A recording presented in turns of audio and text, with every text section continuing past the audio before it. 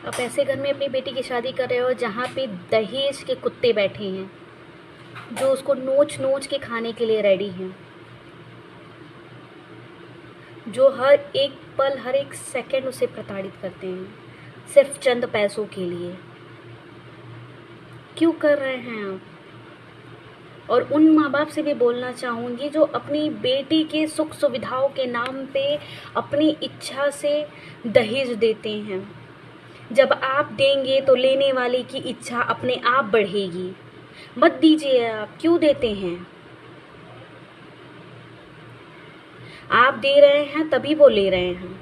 अगर आप नहीं देंगे तो उनके अंदर एक क्षण भी हिम्मत नहीं होगा कि वो आपकी बेटी पर परेशान करें, उन्हें मारे पीटे, उनको शारीरिक और मानसिक दोनों तरीके से तनाव दें। अरे जो इंसान आपसे शादी करते वक्त ही पैसे की डिमांड कर रहा है, आप उस घर में अपनी बेटी को भेज ही क्यों रहे हैं? शिकार बनने के लिए उसका? आप उसके लड़के के घर के प्रॉपर्टी को और मतलब सुख सुविधाओं को देख के अपनी बेटी की शादी कर रहे हैं? किसके घर में बहुत सुख सुविधा है तो हम शादी करते हैं, मेरी बेटी बहुत खुश रहेगी? लाइक सीरियसली है? तो देखिए ना, पिंकी कितनी खुश है। पिंकी जो ग्रेटर नोएडा में रहती है, उसका मर्डर हो चुका है।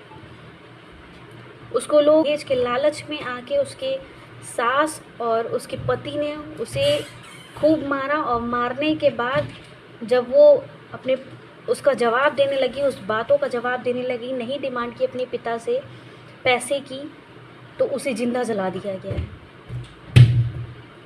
तो गलती इसमें उनकी नहीं है। जो माँ बाप अपनी बेटी की शादी एक बड़े घर में कर देते हैं, गलती उनकी है जो माँ बाप दहेज देते हैं, दहेज देने की इच्छा रखते हैं। आज के देश में भी ऐसे पुरुष हैं जो आपसे 1 रुपया दहेज नहीं लेंगे। अपनी बच्चों की शादी उस जगह कीजिए ना। लेकिन अफसोस, जो बच्चा दहेज नहीं लेता है उसका घर थोड़ा छोटा होगा, उसके घर सुख सुविधाएं थोड़ी छोटी होंगी। आपकी बेटी को थोड़ा एडजस्ट करना होगा, बट वहाँ तो आप भेजेंगे ही नहीं। आप उस घर में भेजेंगे जहाँ चरपैया हो, जहाँ बड़ी बड़ी बिल्डिंगें हों, जहाँ सुख सुविधाएं अच्छी भरी हुई हों, उन जगहों पर भेजेंगे।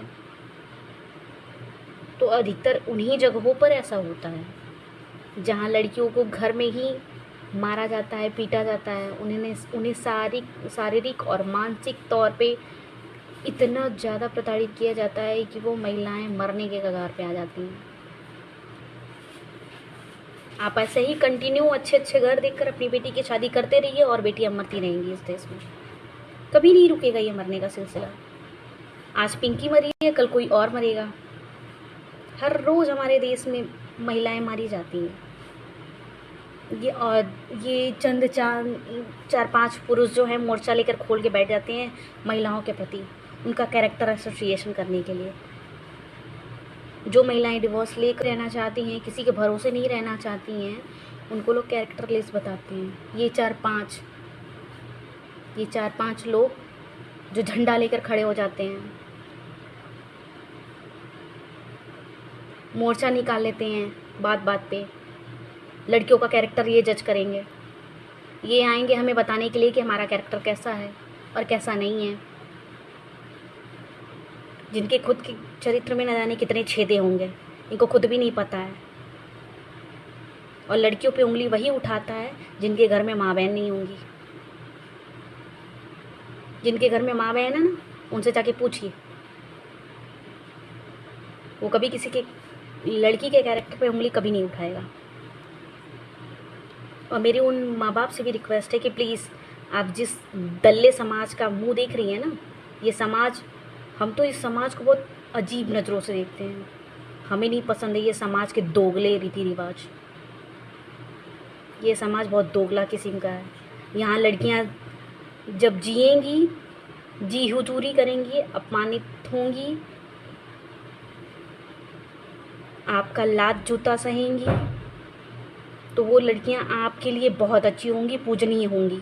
लेकिन जो लड़कियां ये सारी चीज़ों को लात मार के आगे बढ़ जाएंगी, जीवन में अपने आगे बढ़ेंगी, उन लोगों को लोग कैरेक्टरलेस बताते हैं, उनका कैरेक्टर एसोसिएशन करते हैं कि इनका कैरेक्टर अच्छा नहीं होगा। आप बताएंगे कि कैरेक्टर अच्छा है या नहीं अच्छा है? आप जैसे चंद दोगले लोग बताएंगे?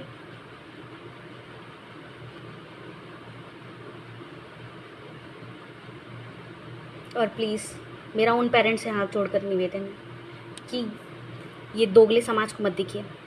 अपनी बेटी जिंदा है और अगर वो कुछ बोल रही है तो उसे सुनिए और समझिए और देखिए और उसे उस दलदल से निकालिए, वरना मर जाएगी तो उसकी मिट्टी पे सिर्फ आप आंसू ही बहाते रह जाएंगे। और 4-5 लोग ये जो है ना, ये बस कैंडल मार्च लेके रोड पे दौड़ते रहेंगे, उससे भी उसका कुछ नहीं होने वाला। पोस्टर लगा लेंगे, उससे भी उसका कुछ नहीं होगा। भूख हड़ताल कर लेंगे, फिर भी कुछ नहीं होगा। आज के डेट में न्याय लेने का मतलब है कि बेटी अगर जिंदा है और अगर वो परेशान चल रही है अपने ससुराल में, उसे कोई दिक्कत हो रही है, तो उसे आप सेफ्टी पूर्वक अपने घर लेकर आएं, सम्मान पूर्वक।